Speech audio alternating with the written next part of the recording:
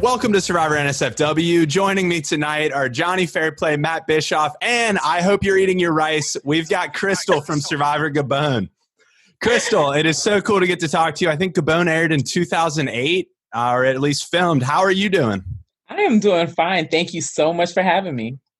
It's awesome. And it's crazy because it's almost lately, without even realizing it, when Jonny sends me a message saying we were going to talk to you tonight, I'm like, damn, we got the whole Gabon crew. We had, Marcus Lehman, I told you before we went on this podcast, lives in my town of Cincinnati. Mm-hmm. He was on Labor of Love. Yes. And Survivor's just one big, crazy family. So we're all interconnected, and we all got put on this crazy show because of who we are. And we all have that one thing, I would say, in common that gets us on the show. So it's super cool to have you. Now, unlike Jonny Fairplay, who was recruited, he was a recruit, and Jonny had a crazy wrestling background. We always talk about this. Jonny had an amazing life prior to Survivor. Jonny gets found by Lynn Spillman in California and gets on the show. But now he's at a gas station. He's got a great story. And for those that want to hear behind the scenes stories, go to patreon.com/Survivor NSFW or just type adfree.nsfw.com. You get all of our interviews, including this one, ad-free and early. So check it out and you get added to our ORGs and all that fun stuff. But where did they find you, Crystal? Yes. They did not find me. I auditioned. What? I drove to Virginia, Charlottesville, and auditioned. I stood in line. You know what? I was so hoping you were going to say Lynchburg. Right? Is it Lynch? No, either Lynchburg or Roanoke. One of those. Because I was driving back from somewhere. Like I was doing an appearance somewhere on the East Coast. I live about an hour from either Lynchburg or Roanoke. But I was driving back. I'm pretty sure it was Lynchburg. But my friend was like, they're doing Survivor auditions for the local CBS affiliate. And I was just like, no. He goes, it's like, when? He goes, right now. And I was like, let's stop by, say hi. And and the line exploded. They're just like, holy moly, what just, because they didn't, I don't think they had anyone I think it was just a local thing. I don't think they had anyone from SCG actually there. Yeah. And so those people were just like, this is insane. Like, Survivor's Elvis just showed up in line. I was praying that you were going to say Lynchburg Road. I was just like, oh man, did I put in a good word for you? Charlottesville. That's a Charlottesville. So you probably waited in a long line at that, because that was 2008. Survivor was still, I would say, very popular show. It was. And so were you a big fan prior to deciding to go to this open audition casting call? Diehard fan. And I stood in line like the regular folks, and I would say there were some characters because, you see the people before you, what they say and what they do. Guys were taking off their shirts, showing their six-pack. It's like an American Idol audition. Yes. Like there's lots of people that you're just like, they're like, I'm zany. It's just like, zany ain't getting on Survivor. Basically. So did you get on the first time after the audition, Crystal, or was it a long process for you? You know what? Yeah, I got called out to California. I went through the route, the whole psych exam, everything, packed my bags. And then a few days prior to leaving, they said, nope, we don't want you for this season. Ooh, what season was that? The season before mine. That's the season I auditioned for. I didn't audition for my season. What season was before Gabon? Fans faves. Oh, mine. Yeah, Micronesia. Oh, wow. That's what it was. Oh, well, you were a fan, so they couldn't actually have a real fan on Fans vs. Favorites. Yeah. That's another one of those weird cosmic events. Like, you could have played a season with Mr. Fairplay right there. That is crazy. See? Now, I would be happy. As much as that sucked at the time, I think if I'm you, I would prefer playing Survivor Gabon because of Fans versus Favorites, that's what I played. And we talked about this recently. a fan's favorites is the worst possible scenario. A fan will never win. The fans don't get any of the airtime. It's terrible. So, and you don't have. I mean, there's just advantages of playing the game before. I mean, like who did we had on Sherry last week, and Sherry was like, once they had the merge, like everyone's drinking water, and she is just like, how are you guys drinking water? And they're just like, we just drink it. And she was like, don't you boil it? And they start laughing. They're like, you don't have to boil the water. She was like, huh? And they're like, the fans tribe is sharing one canteen for 10 people, and the favorites tribe, they're spilling water doing toast because they're just filling up their canteen with water. I mean, like that right there, huge advantage. No water on Survivor is one of the biggest obstacles to overcome. It was that was the worst thing on Caramoan is we literally we killed ourselves to boil water. Yeah. Nonstop, 24 hours a day, and we were so thirsty. So and don't think that the great. I mean, like if you look at some of the greatest tribes in the history of Survivor, the Drake tribe on Pearl Islands consisted of myself, Rupert, and Sandra and Burton. We would. I don't know who heard it or who said it, but it was like, you have to boil the water for 50 minutes, not 5, 50. So imagine boiling this big pot of water. By the time you get to 50 minutes, there's like no water left. There's like 2 air bubbles left. It's just like, all right, here we go. Yeah, we boiled our water for 50 minutes. I think eventually we dropped it down to 15, which still it's just like, okay. We made fun of the other tribe because like the Morgan tribe, like we had no coconut trees on our island. So the only coconuts we had were the ones that washed up, and half of those were beyond rotted. Well, the Morgan tribe, they had coconut trees as far as the eye could see, just everywhere. And they would take the brown, ripe coconuts. I mean, if you've ever gone to a grocery store and bought a coconut, it's brown, And they would take those ripe coconuts all day. They would throw out their shoulder, throwing the brown coconuts into the tree to knock the green coconuts down because those were the ripe ones. Wow. So those green, unripe coconuts that they were knocking down from the tree were giving them diarrhea because they were unripe coconuts. So not only are they throwing their arms out, physically exhausting themselves, they're drinking a diuretic. Yeah. So I want to ask you, so you get cut days before you're going to go out. Correct. Was that devastating to you, or did they tell you, hey, look, I know this sucks, we're cutting you, but we're saving you for next season? Tell me how that went down. I got the call and they were like, ooh, we're going to go a different direction. And I cried. Yeah. I was like, man, I drove to Virginia. Yeah. I went through all the psych exams. Clearly, I'm crazy enough. Right. I don't think anyone's ever passed that psych exam to be on the show. Exactly. There's a barometer. So then the season aired, whatever. Then they, obviously they're filming again. I get a call back. Crystal, are you still interested? Hell yeah. So they said, send in another tape. I did an audition. You remember I stood in line and I was like, okay, let me just go send in a tape. Just, I don't know why, they just needed a tape. Sure. And probably just for the website. I sent in a tape. I went out to California again, except for this time the process was different. There was no process. I hung out. They said, another reality show wants you. That us or American Idol. So I was in California for a few days, like chilling. Wow. That's a unique process. Yep.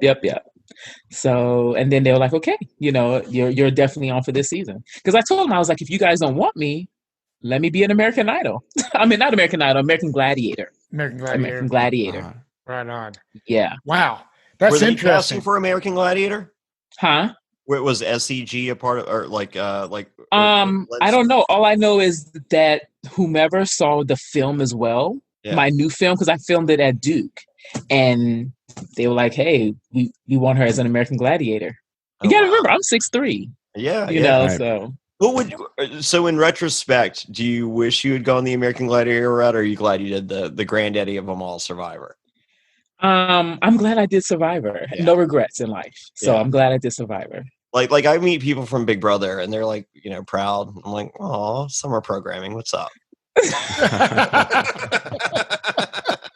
Exactly. Summer programming.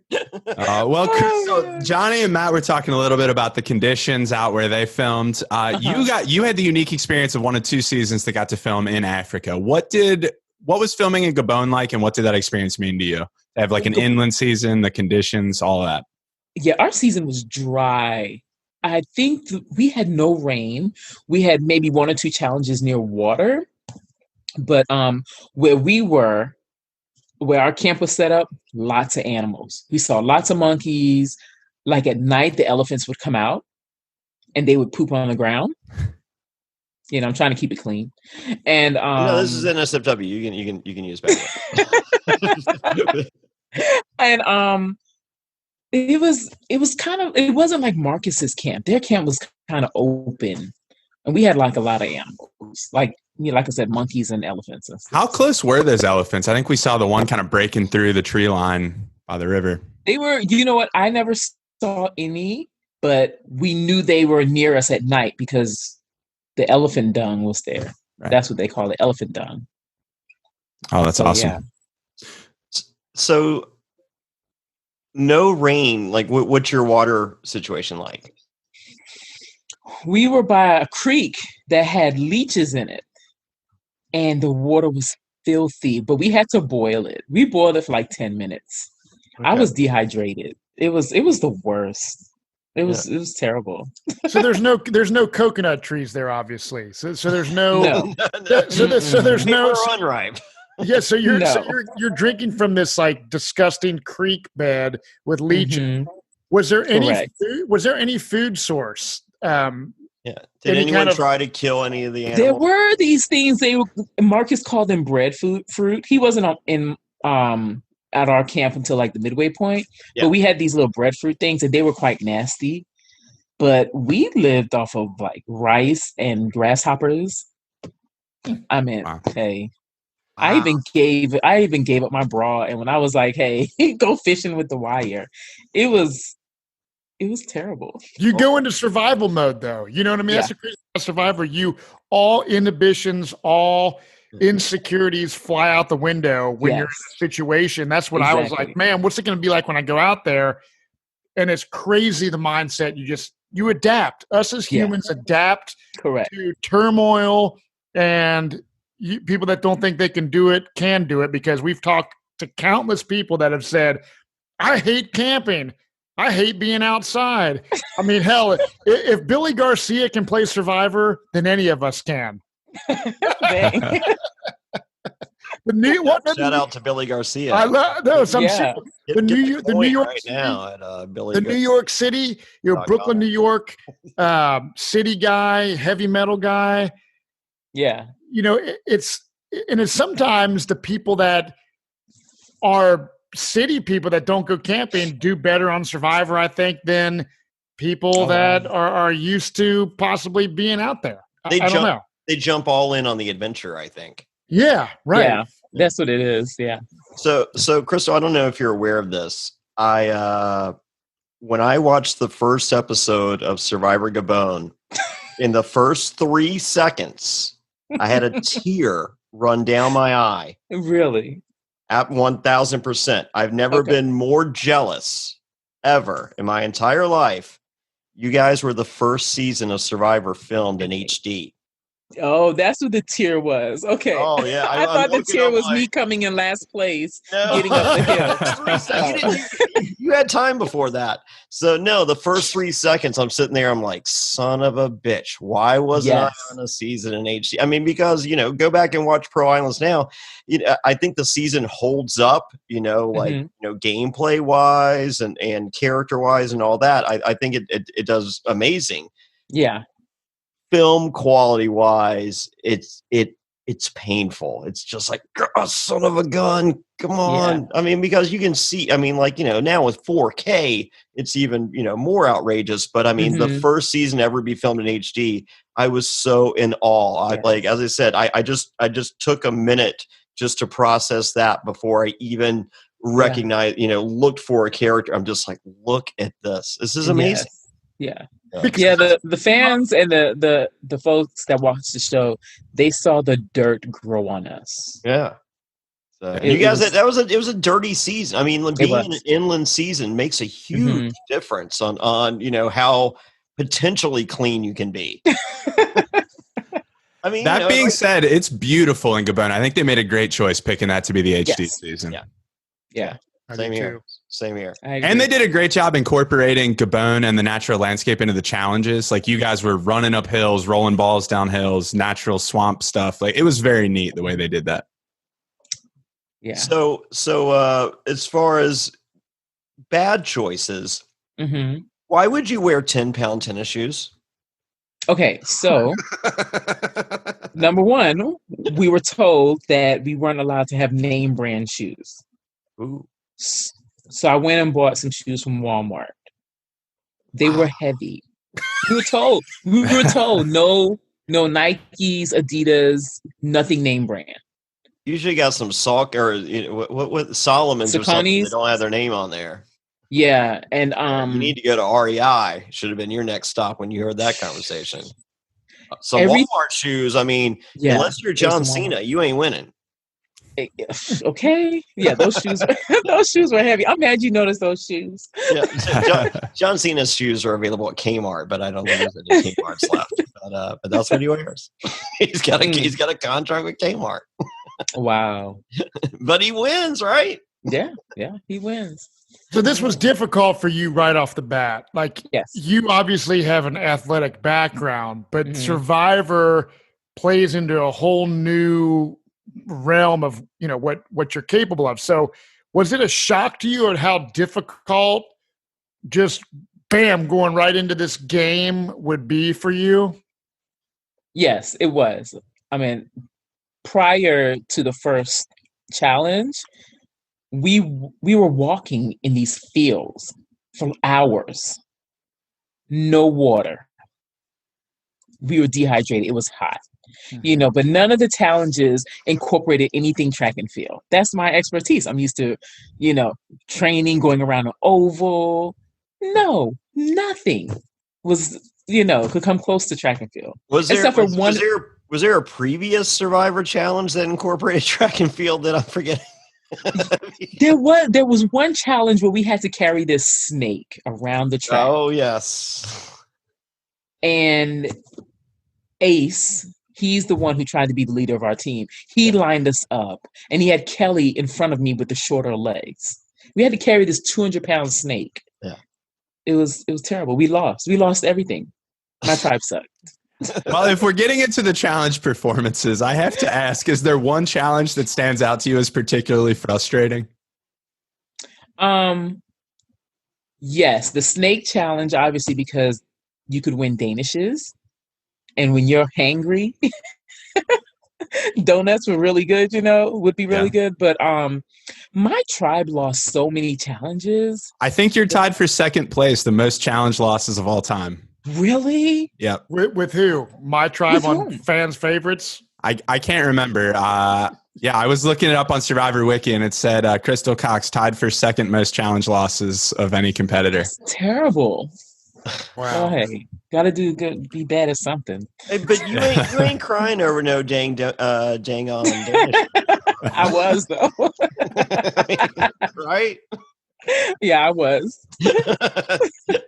I mean, I know it's difficult for some people at home that have never been out there to understand, but losing sucks. Like, it does. Seeing someone else enjoy a reward, or knowing that someone else is going to enjoy a reward, or knowing someone else doesn't have to worry about, going back to, figure out who's going home. Those are things that suck in the game. Yeah. However, losing, that sucks just as much, if not more, than those other consequences of a loss. because it's just like, man, like I tried. I know I tried. I know I'm better than that person. I know I'm better than that person. And I know I'm better than that person.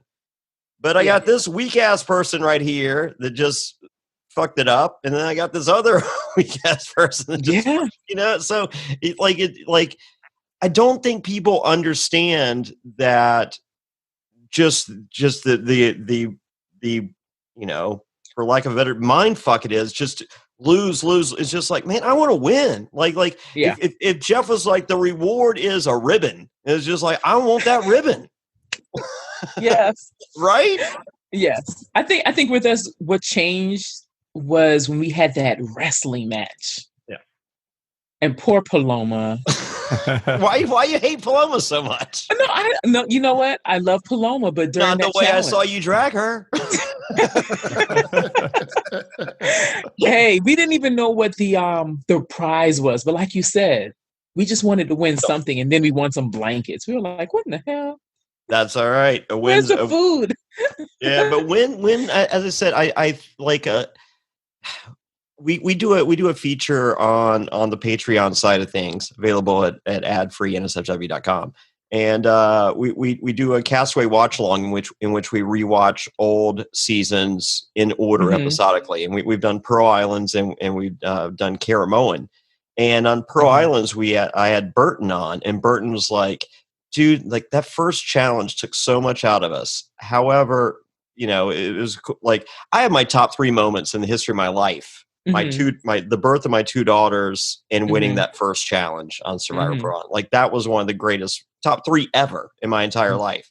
Nice. And Burton was like, if we had lost that first challenge, not even tried, we would have saved up so much. Man, because we went on a winning streak. We won until we lost on purpose. We were that good at challenges. Nice. We're just like, we got to trim the fat here. Like, I want to see what tribal council looks like. I don't, it could be me. I want to see this thing. So, but prior to that, we were just on a roll.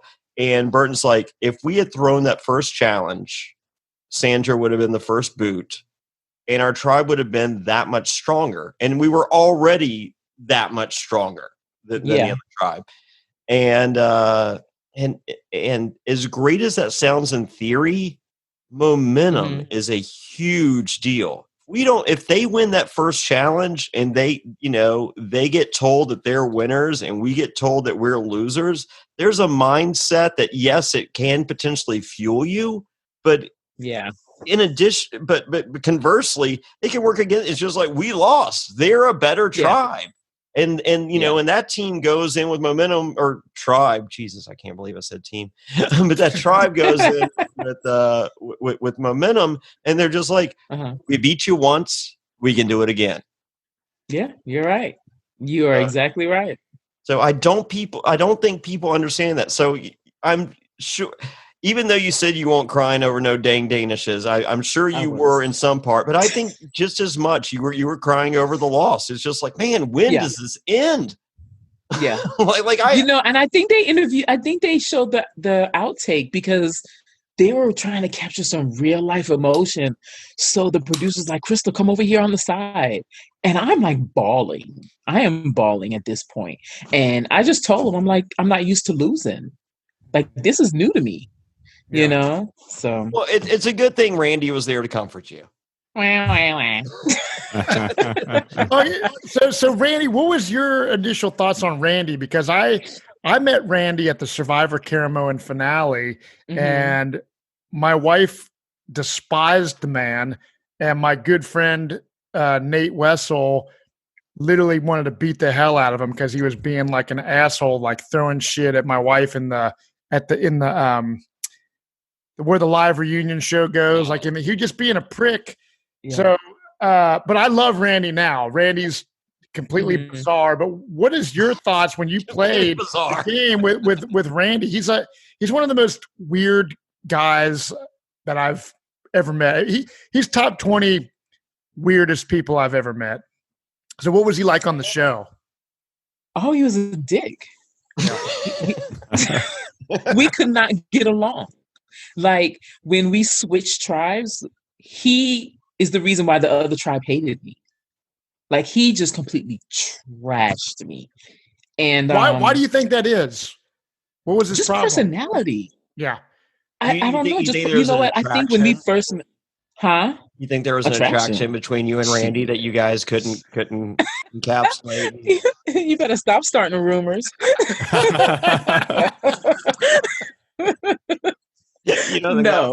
No attraction. No attraction. No. I got mad at him. He called me a bitch on set. And he did? I was about to slap him. Wow. That's crazy. Yeah. And I went to the producers and I was like, huh?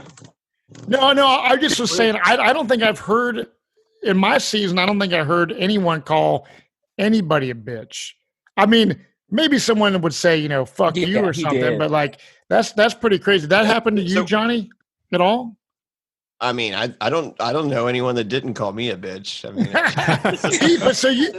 motherfuckers home. So Randy calls you a bitch, and you talk to the producers about it. Yes. After Randy called me that, I went to the producers. I was like, I said, turn the cameras off so I can whoop that ass. And they were like, no, Kristen, you can't do that. But I've heard he's really nice. I've never experienced that with him.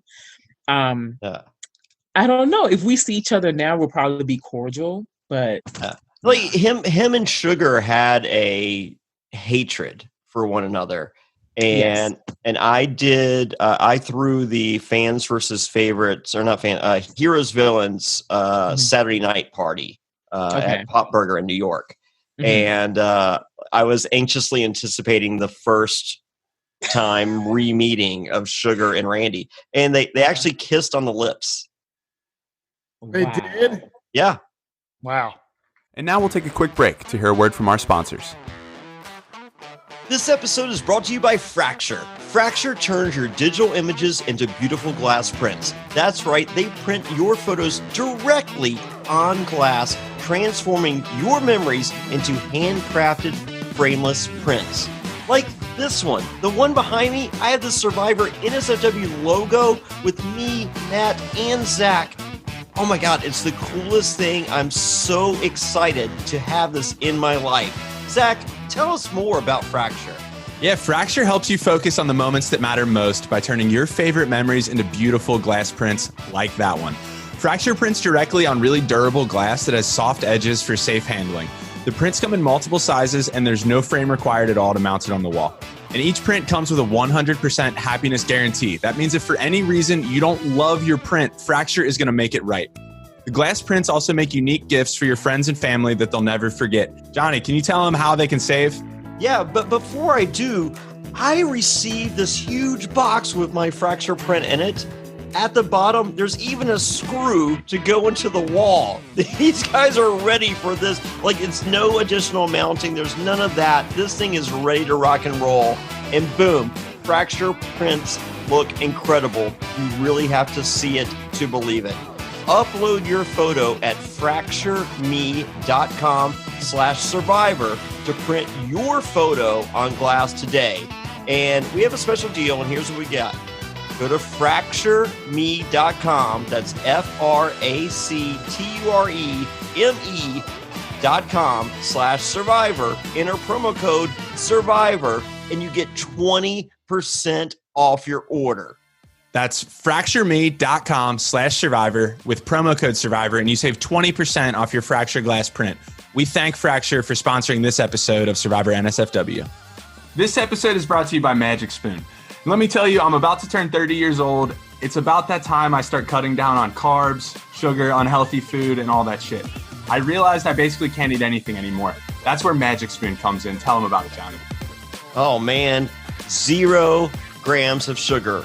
11 grams of protein. That's right, 11 grams of protein and only 3 net grams of carbs in each serving. What am I talking about? Magic Spoon. 4 delicious flavors previously: cocoa, fruity, frosted, and blueberry. What was my favorite? It was the frosted. But boom! What am I looking at right now? This is the greatest week of my life. I'm looking at brand new peanut butter Magic Spoon and honey nut. Oh man. Tomorrow I'm having both. I am so excited. I'm breaking all the rules. I mean, you heard me correct. 0 grams of sugar, 11 grams of protein, only 3 net grams of carbs in each serving. It's keto-friendly, gluten-free, grain-free, soy-free, low-carb, and GMO-free, and tastes amazing. The most important part, honestly, too good to be true. You can join me. Be like just me. Try those new flavors as well. Where do they go, Zach? Go to magicspoon.com/survivor to grab a variety pack and try it today. Be sure to use our promo code SURVIVOR at checkout to get free shipping. And Magic Spoon is so confident in this product, it's backed with a 100% happiness guarantee. So if you don't like it for any reason, they'll refund your money. No questions asked, but you're going to like it. That's magicspoon.com/survivor and use the code SURVIVOR for free shipping. We thank Magic Spoon for sponsoring this podcast. Any fool can climb a wall or crawl through sand, but as every fan knows, Survivor challenges are won or lost at the puzzle. The most successful players are puzzle masters, and you can be one too. Fairplay, Perplexers Puzzles creates handmade miniature replicas of many of Survivor's greatest and most challenging puzzles. Find out if you have what it takes by visiting the Perplexers Puzzle store on Etsy or simply visiting survivorpuzzle.com. Enter promo code FAIRPLAY, FAIRPLAY, at checkout for a 10% discount. And let me tell you, I'm hanging out on my patio on these beautiful summer nights. I have Zack Hacker coming over to my house, and we did the fire puzzle, the season 40 puzzle. I got the tree puzzle, and Zack was like, dude, these things are fucking awesome. So if you are a fan of Survivor, as Zack is, and I know he has a true, authentic Survivor puzzle that I have personally done, these Perplexers puzzles are the real deal. So go to survivorpuzzle.com right now, enter promo code FAIRPLAY at checkout for a 10% discount, and I promise you, you will not be disappointed. Because I mean, like it's like the game's over, you know, like, and I don't know which one I was more worried about. I mean, they're both like the one, you know, Matt, you mentioned top 10 craziest survivors ever, Randy Bailey. Sugar's right there. Yeah, I mean, the Gabon cast top to bottom is like all the personalities are turned up to 11. It's a crazy season for that reason. It is a great season. Yeah. Well, I know I always forget that Corinne, who played on my season, Fans versus Favorites 2, Caramoan, you know, you have her, you have Randy Bailey, Sugar. There is a lot of drama, and I think you guys have a very memorable cast, honestly. Yeah. Yeah. Oh, there's one I got to ask about. Ace. Is his accent genuine? Yes, it is real. It is real. Yeah. Yes. I've been to Ace's house in Naples. I stayed with him. I think I stayed with him for a week. We met. Ace, Sugar, and I did a charity event in Houston, and they weren't supposed to be there because their season was airing, and so I think we watched the episode before Ace got voted out, and courtesy of you, but I ended up going to Ace, super nice guy, and it was so funny because, like, you know, him and Sugar are really good friends, and if you watch the show, Ace and Sugar are really good friends, but Sugar spends her entire time on Survivor Gabon in the Sugar Shack. Yes. So she comes back from the Sugar Shack, and the only person on her tribe that wants to keep her is Ace. Yeah. And you guys approach her and say, "Hey, we're getting rid of Ace." And she, you know, and she's like, "Oh, that's my guy." And he's like, "No, he said bad stuff about you." And she's like, "Well, that's all I need." Basically, yeah. And I'm sitting there because Sugar's just like, you know, Fairplay, you know, we're going to be out there in the future together. You know, there's going to be a season with you. And I'm just like, and I ain't working with you for us. I'm like, the only person that liked you on your season, you sent home the first opportunity you had to send someone home. Yeah. Yeah. Hey, it's like that sometimes. So what's the conversation? I mean, like, is it just as simple as, "Hey, Ace said bad stuff," and that was enough? Yeah, I mean, it was easy like that because not Ace, Sugar was still trying to figure it out. You know, she didn't really belong anywhere because she kept going to the Sugar Shack, as she called it. You know, I mean, I don't feel another name would be more apt. Exactly. Yeah. So, and plus, with Kenny and I, we needed the numbers, so we had to get rid of Ace. Sadly. Yeah. You don't see a scenario in which you guys work with Ace? Because I see I know Kenny pretty well. We've chatted and I've seen the way you play. I feel like you guys have a pretty similar vision of the game of Survivor. Yeah, I mean at first, but we didn't hate Ace. Ace was pretty cool. He was part of us. He was part of our tribe. But as we started playing the game and moving through with the numbers, we knew he was going to flip. Okay, so it's more of that. I mean, because I feel the three of you guys working together, and then you have Sugar as an additional vote. With Ace and company, that's a pretty strong foursome to just plow through the rest of the game. Nah, Sugar's going to get rid of me. So, nah. Okay. Mm-mm. I mean, what Sugar is, once again, you if the dependability of a Sugar vote is pretty difficult. I get it. I think it takes a season like Gabon for Sugar to make it deep, where it's just chaotic gameplay. Yeah, I don't know that they knew she was playing. Exactly. Yeah. Exactly. So, like Sandra sitting out enough challenges is just like, all right, who fucked up today? Oh, well, it wasn't Sandra. You got Sugar at the Sugar Shack. It's just like, who fucked up today? And you're looking around, you're looking at faces. You're like, no. Oh, yeah. Okay. So then when she shows back up, it's like, damn, we already had plans. Yeah. Let's just stick with those. How different, you're a fan of the show, so you wanted to play. How different was your experience than what you thought it may have been after watching from the beginning?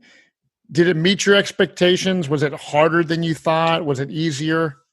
It was harder than I thought. Every day I thought I was going to die of starvation.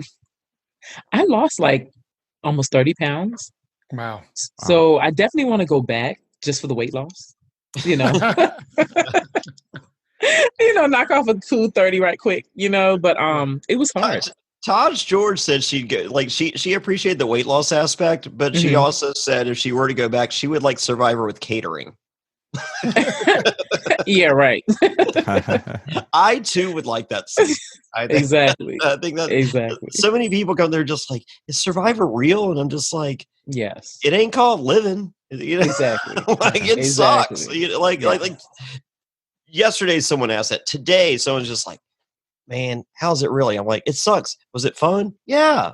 But did it really suck? Yes. Yes. So what was the hardest thing for you out there? Was it the mental, strategic toll that it took on you as far as the gameplay? Was it you've mentioned how hungry you were and how the elements were bad. What was the hardest part for you? It was, I would say the mental aspect of it. Outside of the physical, I sucked at challenges. That's not gonna change, but I would say the mental part, just not knowing, if folks are whispering about you, it's almost borderline paranoia, But challenge wise, if you were to look through the Survivor Challenge archive and you picked 10 challenges, we see a different person out there. Wait, say that again. What? We see a different, say you get to pick 10 challenges that are on Survivor Gabon that are more suited for you. Okay. You look at all the challenges that they've ever had. You're like, oh man, if they do these 10. Yeah. We're sitting there watching the show. It's just like challenge beast Crystal. So I guess the question is, which challenges would I choose? Well, no, do you think that would be a possible? Do you think if you handpicked or if you cherry picked 10 challenges? Yes. Yeah. I mean, it'll be a different Crystal. None of those challenges that we had during Gabon catered to my strengths. Yeah. Not one. We played baseball or something like baseball with fruit. That requires hand-eye coordination. Yeah. The only thing I can do well with that was eat. Because we wanted to eat the fruit. Yeah. You know, when they gave you a real physical challenge, you did well. Yeah. Yes. Yeah. So now, I mean, like in the history of Survivor, I don't think any female survivor is 6'3" or more. No. Ever. That's correct. See, another reason for me to come back. Yeah. So, all right. So you would come back, is what you're like. That's the second time you've mentioned this. Like, I would. If Survivor called you, you would make it happen. I would play a almost different game. Mm-hmm. Last time I was very outspoken, and that was my downfall. Oh, you wouldn't do that again? That's why I would bring you back. Yeah, I would definitely do it again. I would definitely do it again, but that was part of my downfall. So, Crystal, one of the places you were most outspoken was at Tribal Council. I was always amazed at your radical honesty at Tribal Council. Do you think that's a good strategy going back? Of course not. But do you think it made for great TV? Of course. I knew what I was doing. Yeah. I knew exactly what I was doing when it came to Tribal. And you guys know Tribal is, at least for us, it was almost 2 hours. If it wasn't 2 hours, it felt like 2 hours. Yeah, no, it's 2 hours. Like people that like people watching at home, you see the best of 6 minutes, and it's just like no, like your butt hurts 15 minutes in, and your butt hurts even more 2 hours in. Yes, and so even if you weren't angry, you become angry because your butt hurts. Yes, because like day by day, your butt fat is disappearing. I think that's the first thing to go. So you're right. Man, I'm like, can we get a like? I'll give you anything you want to hear, Jeff. Just give me a cushion. Exactly. Yes.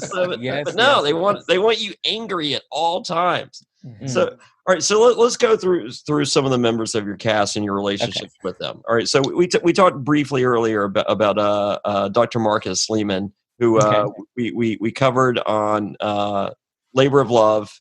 Yes. We actually had him on a guest. Check the archives at survivornsfw.com. What's your? It appeared as though you and Marcus could potentially work together, but that seemed to fall apart rather quickly.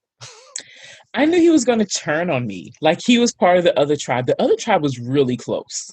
Yeah. Whereas our tribe was a bunch of misfits. Yeah. So I knew that even though he wanted to get rid of Kenny, I knew he was going to turn on me. The crazy thing is my cousin trained him to prepare for the show. And Marcus and I found that out just later on in conversation during filming. I think that's one of only 2 times that's ever made the edit, where viewers get to see that there is an outside relationship between 2 castaways. Yeah. How much did that weigh on your decision making to get rid of him? It was kind of hard because, you know, I'm like, dang, this is my cousin. My cousin is training him. Obviously, if he knows my cousin, he must be a good guy. But damn, I got to try to win this $1 million. So he had to go. All right. Wow. See, I'm one of those. I look for any thread of connection that I can use to with whatever potential alliance member I'm going to make. So like on Pearl Islands, like Michelle, she was a cheerleader at Virginia Tech. I'm a Virginia Tech Hokie. I'm just like, oh man. Like, you know, Hokies, we're all about school spirit. Like and I was just like, oh, wow, you're a Hokie too. And a cheer. Like, you must be like super school spirit. She's like, yeah, I don't really care about all that. And I'm like, what? Like, you're a cheerleader? Like, you're supposed to have more school spirit than me. And not so much. And I was like, wow. I was like, that sucked. And then there was a guy named Sean that once he got like, you know, like I was scared to tell anybody.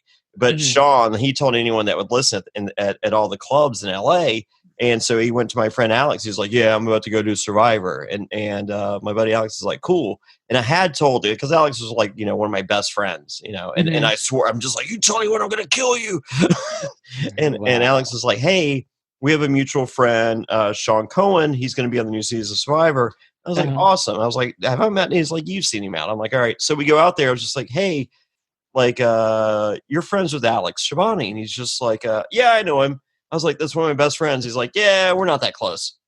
And I was like, motherfucker. I'm like, like once like there's like you got nothing. You're playing a game with 20 strangers or 16 strangers or 18 strangers. Any little thread you could grasp to, you grab and you make a fucking sweater with it.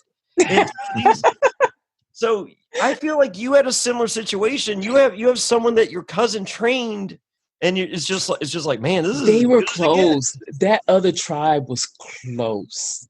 So if he had started on your tribe, it might have been different. But that other tribe, they were winning everything. Yeah. And I still think to this day, 12 years later, they're still in touch with each other. Our tribe, we hated each other. So obviously you're not in touch with. Yeah, you did an AMA with Kenny a couple weeks ago on Reddit, and that was like your first interaction in a while. Yeah, like 11 years. Yeah. Wow. But we picked up right where we left off at. Yeah. It was more the big sister, little brother relationship, almost like mom and son. Yeah. We kind of protected each other. Well, that's the next person on my list, Kenny. I think in some of the greatest duos in Survivor history, you think Wendell and Dom and Lucina and Tony Cops R Us. I got Crystal and Kenny up there. I mean, I think you guys were fun TV. I felt you guys had each other's back, and is one of those duos throughout the annals of Survivor that people still talk about today. So thank you. What did you think when you first saw Kenny, and take us through that relationship from there? I mean, he introduced himself as an Asian gamer. He was a gamer, like a little Asian gamer, and he was so small. Kenny was 21. He was the youngest person out there, I think. Or he's part of the younger group, the 21s. Yeah. But he just reminded me of my little brother. And I was like, okay, you know what? I'm big. I can protect him. So yeah. Yeah. For those of you that don't know, Super Smash Brothers is one of the number one selling video games in the history of video games. And Kenny is considered a master of the game and one of the greatest Super Smash Brothers players in the history of Super Smash Brothers. I'll have to tell my kids that tomorrow, dude. You didn't know that? No, I didn't. And they pays money. That's like a job. Yeah. Yeah. Like he makes thousands of dollars playing Super Smash Brothers, like thousands and thousands, like Rob C money.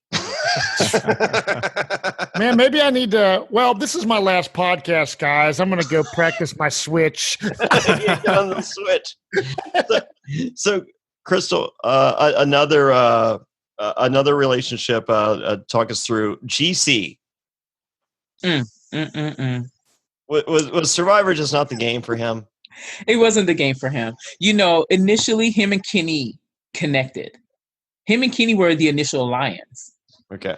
And GC, he couldn't hack it. I mean, I think it weighed on him. Just being out there. It's a tough game.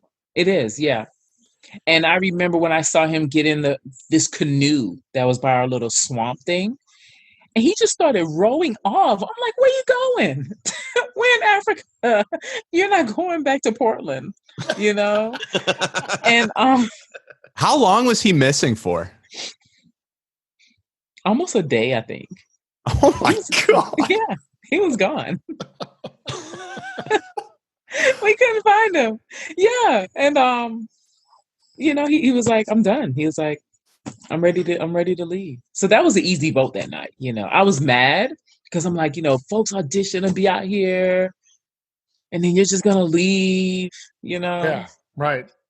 Oh, that I cannot stand that. The fact that I'm a fan, I wanted to play Survivor so badly. And when I got voted out and I knew that there were players that had almost been on the verge of quitting, or they didn't really give a shit if they were there or they weren't there, and they made it deep into the game, it's like a slap in the face for the people that really would give anything to play Survivor. So that's what I preach. Yeah, right. It's just golly. So Crystal, walk us through on a totally unrelated note. Crystal, walk us through the machete, the rice, and GC. Oh gosh, the machete. Why are you threatening somebody to eat rice? I do not know how that became like an internet sensation, but I do remember spilling the rice. Well, no, before spilling the rice, you were attempting to force GC to eat rice. You had the machete, and you're like, "You're gonna eat that rice." Like, you know what? I don't remember that. I'm being so honest. I don't remember that, but I do remember spilling them not sharing. Like they didn't want to share the rice with me.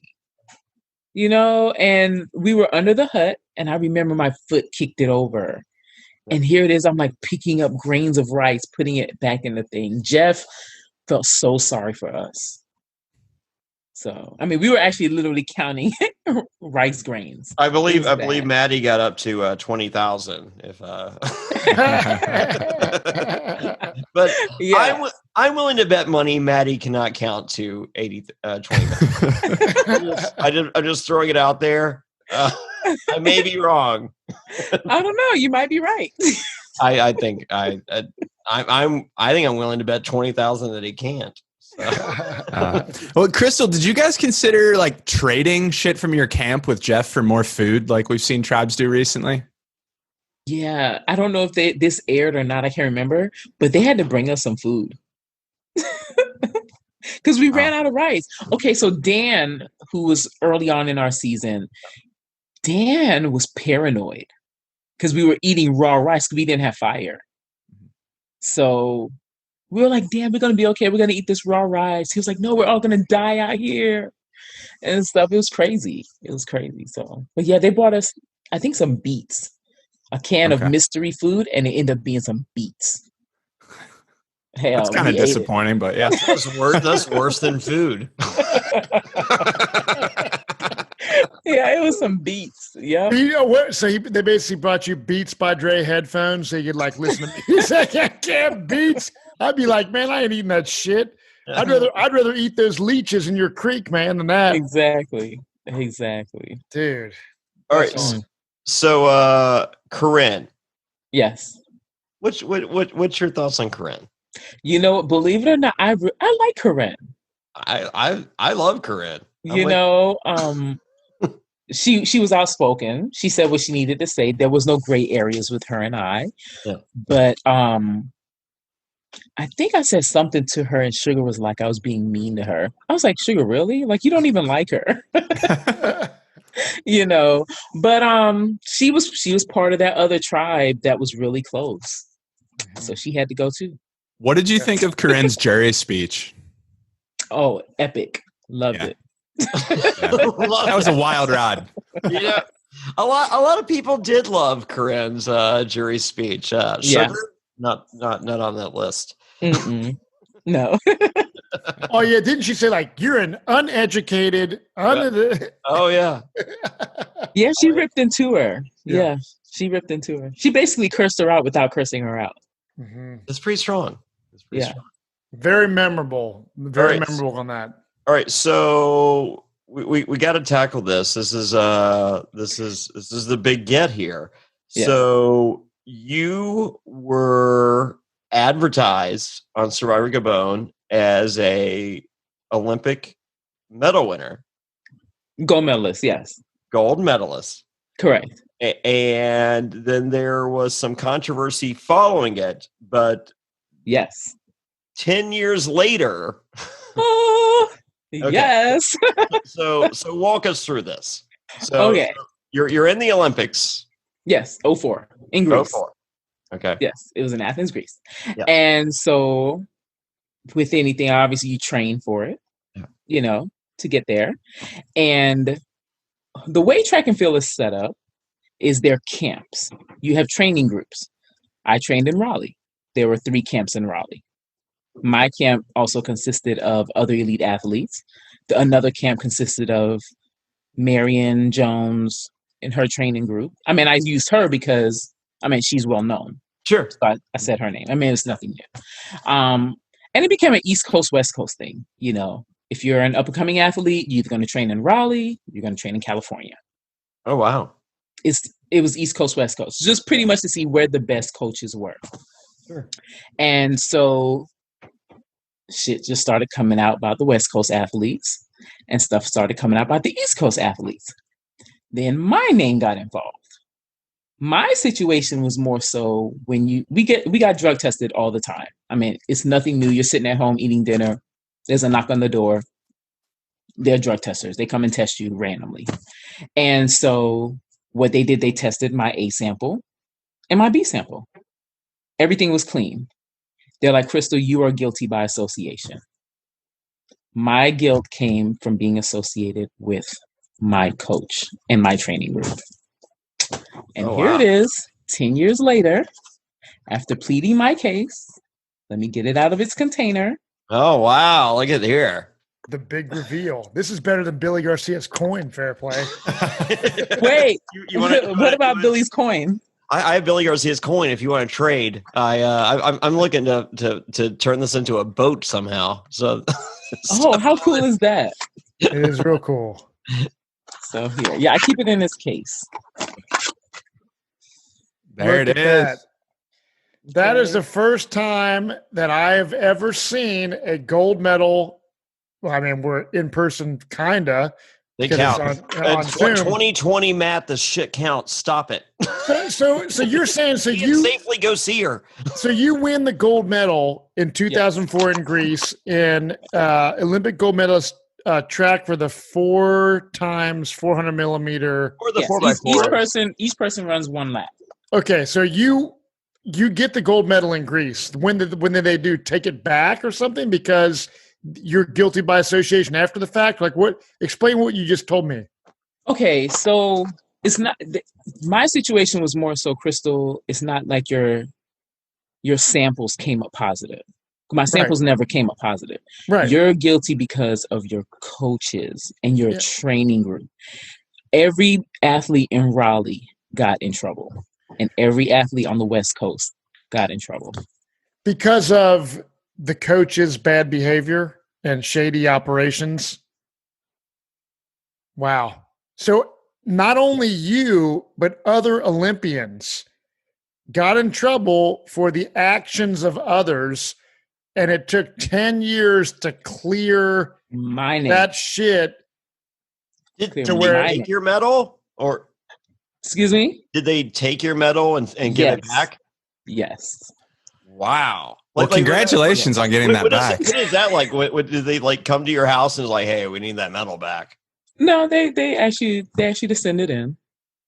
Oh wow. They actually to send it in. And you protested.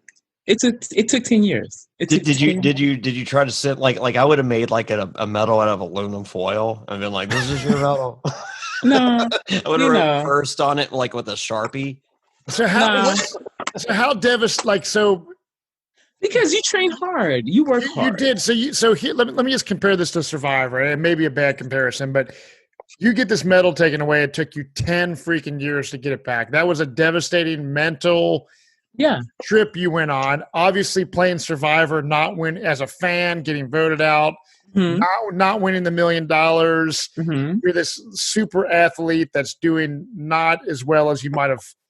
People thought, oh, she's going to kick ass in challenges. Yeah. What was harder to deal with, the aftermath of your Survivor experience or the drama surrounding your Olympic gold medal?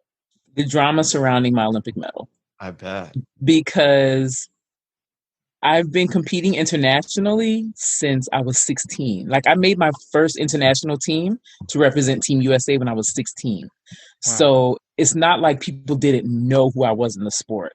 Mm-hmm. You know, I mean, when I came out of high school, I was one of the fastest high schoolers in the world.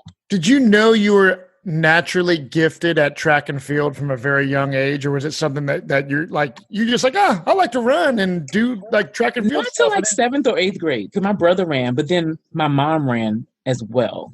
Mm-hmm. But I think of all my family, I ended up going the furthest. Mm-hmm. You know, so you were pretty aware that like I'm a badass. And with the advent of the internet,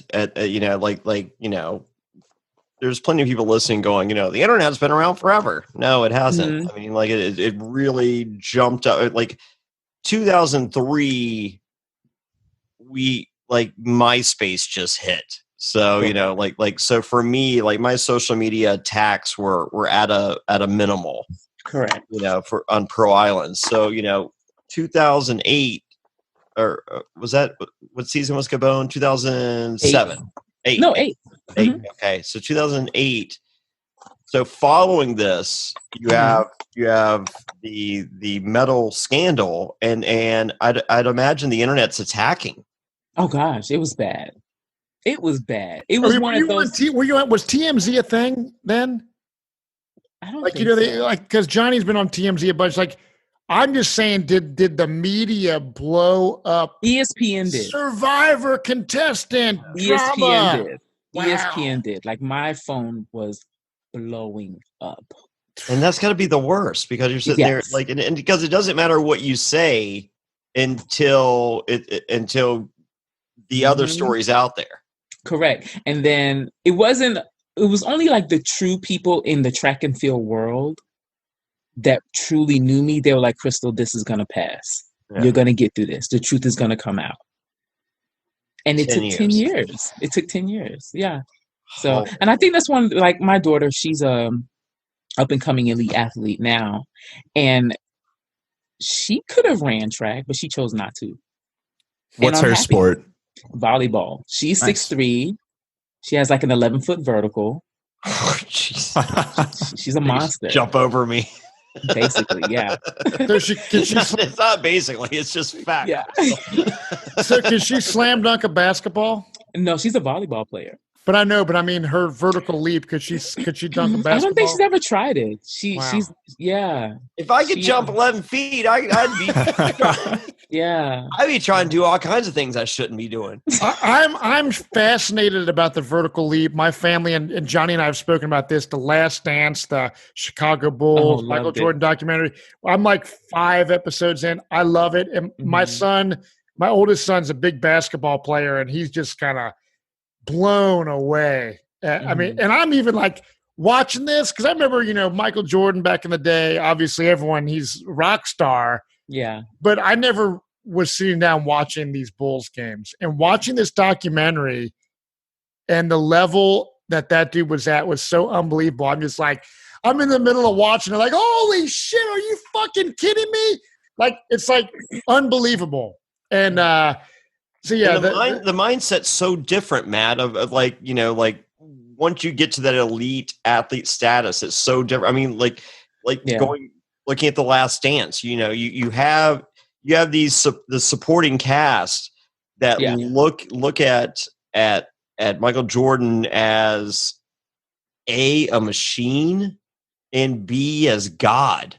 Like it's so they're just like, he's not enjoying, I don't think, any of this. Mm-mm. Like, it's just, like here's the goal, do it. Here's the goal, do it. Yeah. Making up stuff in his head to do it. Yeah. Like that. So, I mean, like training for the Olympics, is that instilled in you? Like, is that a coaching thing, or is that just being an elite athlete? That's just what you bring to the table. Or I think that's what you just bring to the table. Like just hard work. I remember when I was in 11th grade, I met FloJo. You guys heard of FloJo? Oh yeah. Yep. Yeah. I met her in the 11th grade. When I was in high school, they would fly me out west to race the West Coast girls because the East Coast girls just wasn't fast enough. And so my high school coach, she was an Olympian. And that kind of started the whole, okay, this is what I want to do. And I met FloJo in Pocatello, Idaho. And I came up to her and Bobby Kersey, and I was like, hey, I'm going to break all your records. And she laughed. This little high schooler, How tall were you then? I was over 6 feet in high school. Oh, yeah. 11th grade, about 6'1". There was a hint. I'm sorry. Last time I checked, longer legs get there quicker. No, shorter legs get there quicker. Oh, wow. Yeah, because, they have a rotator. Matt, we're in it. Yeah. No, awesome. Yeah. So yeah, and then just being around elite athletes like my whole life, from that point on. Mm-hmm. So, and I think that's kind of what sparked my daughter Destiny as well. Except for she didn't want to do track. Yeah. And I told her, I was like, hey, make your own path. Yeah. So the roadblocks and everything that I've learned in track and field, I'm definitely passing on these nuggets to her. Because even though she plays a team sport, I'm like, hey, you can still break it apart and do your thing. Mm-hmm. So how do you think your daughter would do if she were to play Survivor? Looking at her, she's following in mom's footsteps as far as she's obviously got the genetic God-given gift to be an athlete. So I'm sure she could go into the game. I mean, you played a great game, and I think she could probably do. She would probably have the physical better than I would. I played more of a social game. Yep. But yeah, she would probably be more of a physical person than I would. So we've talked about this last week when we interviewed my Caramoan cast friend Sherry Beethman about her and her daughter potentially playing a future Blood versus Water. If your daughter was old enough and eligible to play a Survivor Blood versus Water season, is that something that you would be interested in doing? Oh, definitely. I mean, she's 20 now. Oh, cool. So she could do it. Well, there you go. CBS casting. You can be 12 now, Matt. I think she would have to wait too because we got 2 more years of NCAA volleyball. So right on. It's pointless for her to play and she can't take a check. What's your current minute miles right now? Yeah, right. Me running the mile? No. Johnny's just trying to size his. He's trying to size him up to you. Gold medalist. I got a half marathon coming up at the end of August, and really? I just finished a 10K a few weeks ago. Awesome. I think. What was I? 8:15 on my minute miles on right about. Okay. Well, you need to have her. You need to have her go and be your. She needs to dress in a badass. I know. That's what Olympic. I'm saying. Like I need the eye of the tiger. I need some real Survivor shit. See, that's the problem. Folks are always trying to race. I have people in my office trying to race me. Yeah. That ship has sailed. That ship has sailed. Well, Crystal, have you been asked back to play Survivor? Nope. Wow. Not one phone call. I am that might be the most shocking of anyone I've talked to that's told me that. I'm floored. Because you were on so many lists of people to come back. Like who? These are all outtakes and real facial expressions right now. Yeah, no, I mean, like so many fans have you like in a heartbeat. I mean, like, nope. One. That is so crazy. I can't. The only thing I received I believe is the standard email. I've received the standard email. Yeah, that's what. Please Sherry update your said information. Yeah, that's it. Yeah. So and so then I kind of like went in a hole, and I was like, okay. And then Kenny hit me up. I'm like, okay, I'm going to reinvent myself. I mean, I've been kind of gone for 11 years. Yeah. Yeah. So. And then outside of dealing with this whole track and field bullshit, but yeah. Well, Survivor doesn't know what they're missing. Seriously. It's like we talk to so many people and I see people going back 3 and 4 times, people like you and so many others we interview, and even my fucking self. When I played, everyone on my fucking tribe was like, dude, you're going to get asked back 100% because I was the most personality guy, beard guy, wild, crazy, fun, doing all this crazy shit. They're like, you're gonna get asked back 100%. Now they called my wife and they said, would you play Blood versus Water with Matt? And if not with Matt, could you play with somebody else? And she's like, well, maybe my sister or Jonny Fairplay. But I'm just saying, like, me as a fan, and I'm sure Zach, who is a fan of Survivor, would rather see someone like you, someone like me, someone who's only played 1 time come back than these people that come back 3, 4, 5 times. It's ridiculous. It really is. I mean, I love Survivor, and I'm tired of seeing that shit. They should do. I mean, Jonny Fairplay always says Survivor has a big enough pool of contestants to where they could do returning seasons every time. That's we know these people, we know these characters, proven commodities. So you could do second chance type seasons from now until Survivor goes off the air. Correct. Think about this shit, man. It's like you put you on there, you put Kobe Archa, you put Sarge Jason, you put myself. It's like you could have dynamic, amazing gameplay and an awesome season. And I don't know what CBS's problem is, because they just seem to have their favorites and that's it. But the fans want something different, because what CBS is doing, the fans don't want. Are you trying to say watching Parvati limp through a season and do nothing is it's not? Well, not even that. I think there was such fan engagement for second chances. I am stunned that hasn't happened again. And I think it is on the horizon if Survivor comes back ever. Mm-hmm. Ever. It will. Post-COVID. I'm just gearing myself up for some Big Brother and Amazing Race instead. Yeah. There you go. All right, hopefully you'll get your Survivor fix pretty soon. Yeah. Fingers crossed. All right. So, Crystal, where can everybody find you now? Folks can find me on Twitter at NC Elite Cots. I was going to say something like Massive C, because that's what the fans want to see, but no, NC Elite Cots. And I'm on Facebook, where you found me at, Crystal Cox Walker. There you go. So, anything coming up in your COVID days of summer? You know what? I'm enjoying being a mom. I'm living the dream, and hopefully NCAA will have some sports so I can see my kid play. She'll be a junior. Oh man, I'm so ready for sports. That is the reward for staying inside. Sports. Well, dude, let me just give a little peek. I don't watch sports. I don't watch any of that shit. But even me, I'm excited for sports. There you go. So that's how bad it is. I'm really hoping my son wants me to get him that NBA Live, whatever it is, like the NBA app. I am hoping for just all of humanity that sports come back and we can have a sense of normalcy. But listen, I am stoked you came on our podcast. It's great to hear from you. I want to see you play again. And hell, thank you. Get my number from Jonny Fairplay when there's a second chance. You can call me and we'll make an alliance before we go out there. Hey, I'm down with that. Yeah, look at that pregame alliance. That's stuff like that is what they don't like. You're saying this publicly also. People can listen to this. I'm just kidding. Let's Sandra Diaz trying this shit. Let's do it. Oh man. Awesome. Too funny. Crystal, thank you so much. Zach, tell us about ad-free NSFW.com. What can we find there?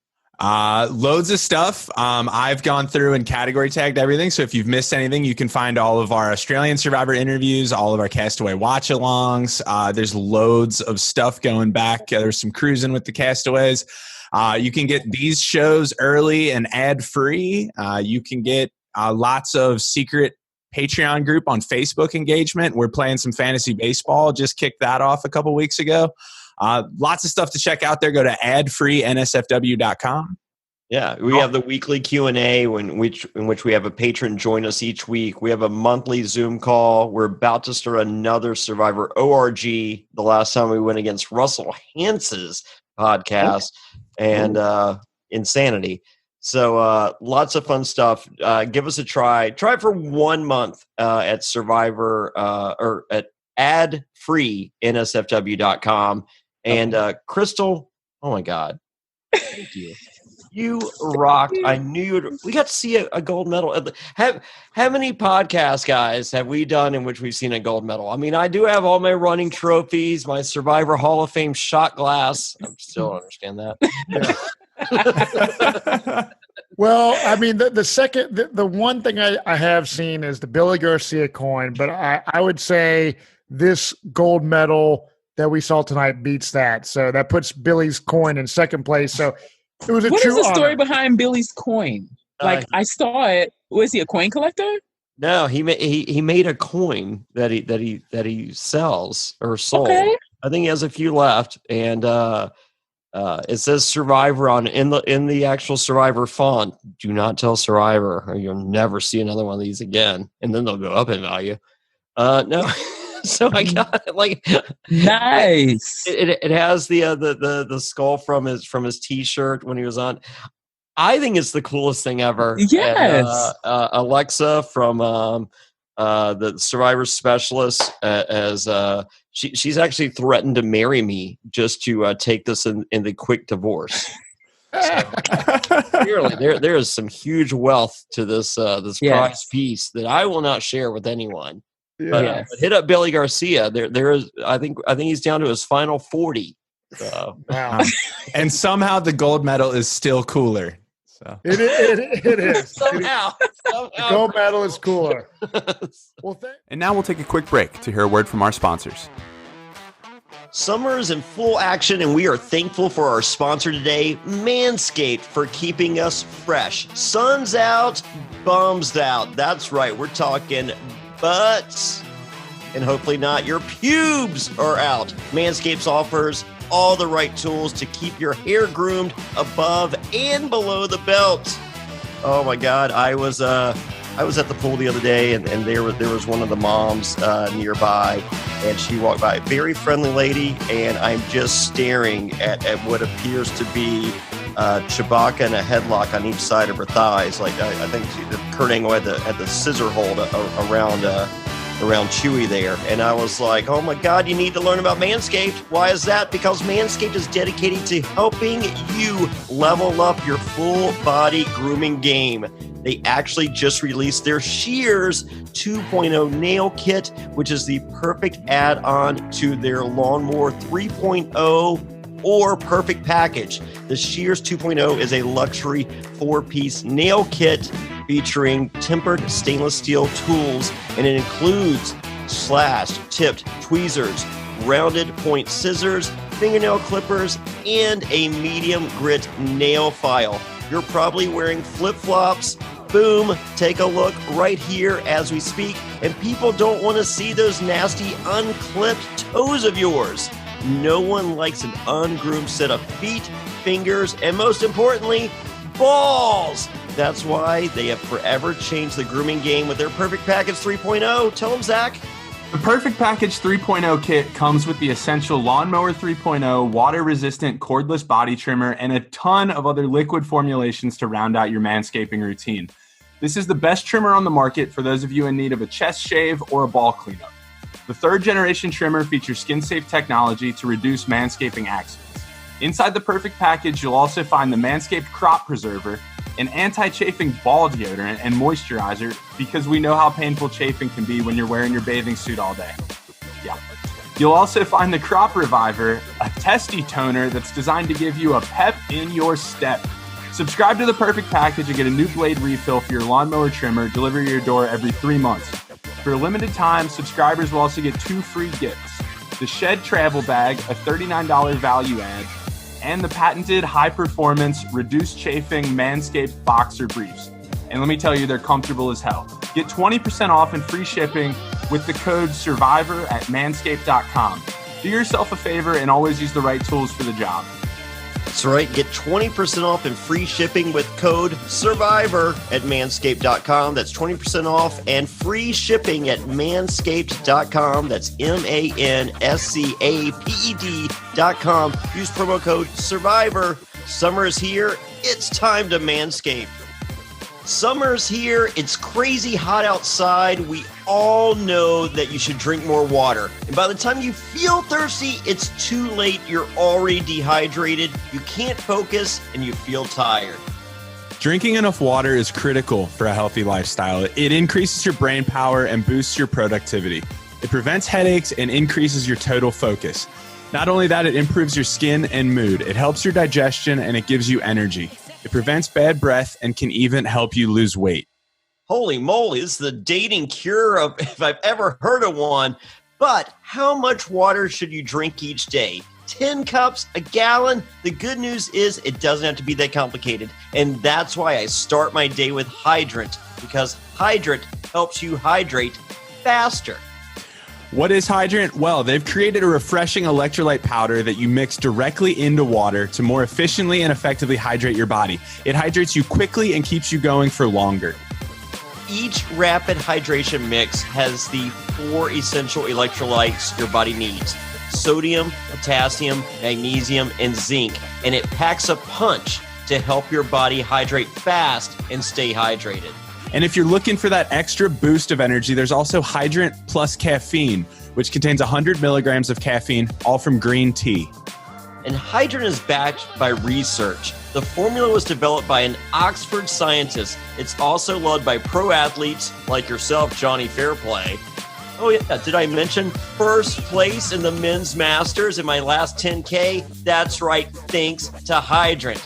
Top performers, celebrities, as in thousands of 5-star reviews.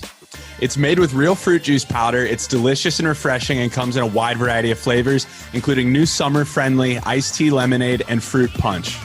I'm loving the fruit punch, but I go back to the blood orange. That's my favorite. And winning a 10K thanks to Hydrant is all the proof I need. Not only that, though, it's also backed by a 100% satisfaction guarantee. So if you don't love it, send it back for a full refund. You really need to try it for yourself to see what I'm talking about. It tastes incredible and it works. Hydrant starts at just $1 a packet for a 30-day supply, and you can save even more with the monthly subscription. But Jonny, tell them what kind of special offers we've got for them. We got a special deal for our listeners right now. Save 25% off your first order. Huge, 25%. Go to drinkhydrant.com/survivor and enter our promo code Survivor at checkout. That's drinkhydrant.com/survivor and enter promo code Survivor for 25% off your first order. drinkhydrant.com/survivor, enter promo code Survivor to save 25%, and we thank them for sponsoring the Survivor NSFW podcast. Guys, remember the days when you were always ready to go? Oh man, do I. I've been taking 4 or 5 Blue Chews just to get up in the morning. I use it. Remember when what's it called on a bike? The kickstand? Mm-hmm. I have my own kickstand thanks to Blue Chew. Thanks, guys. Well, you at home can increase your performance and get the extra confidence in bed just like me. Listen up. Blue Chew, BLUECHEW.com. That's blue like the color blue. Blue Chew brings you guys the first chewable with the same FDA-approved active ingredients as Viagra and Cialis, so you know they work. You can take them anytime, day or night, even on a full stomach. And since they're chewable, they work up to twice as fast as a pill, so you can be ready whenever an opportunity arises. If you could benefit from extra function and more confidence where it counts in the wiener area, Blue Chew is the fast and easy way to enhance your performance. And Blue Chew is prescribed online, shipped straight to your door in a discreet package, so no in-person doctor visits, no waiting in the pharmacy, and best of all, no more awkwardness. They're made in the USA, and since Blue Chew prepares and ships direct, they're cheaper than a pharmacy. Right now, we've got a special deal for our listeners. Visit BlueChew.com and get your first shipment free when you use our promo code SURVIVOR. Just pay $5 shipping. Again, that's BLUEChew.com, promo code SURVIVOR, and you can try it completely for free. Just pay for shipping. Blue Chew's the better, cheaper, fastest choice, and we thank them for sponsoring the podcast. Man, these guys are great. BlueChew.com. It's kind of like a hurt Peter. They're hard to beat. Well, thank you so much. Thank you so much. We hope to see you again. I love the fact that you have a fire in you, that you would be 100% willing to play Survivor again. Some people have a bad experience and are like, no, I'm never doing this. But I think the majority of us, even though it sucked when we played the game and we had, a lot of time to dwell on things, the majority of us were drawn back for the competitive aspect and the adventurous nature that Survivor brings us. So it's been awesome. And when we return to live shows, and that will happen one day, I don't know. I think 2021 is the absolute soonest. When we're back in Durham, no ifs, ands, or buts, Crystal. I know if ands or buts, Johnny. You have my word. Okay. I know, last couple years, I know. you've been trying to reach out, but well, the Dirty Bull Brewery will be the home to Jonny Fairplay and Crystal for a live show in 2021. You heard it here first. So go to survivortix.com in 2021 and find those tickets. Awesome. Without further ado, Crystal, can you tell us to go home? Eat your rice and go home. Perfect. Thank you. There you have it. Johnny.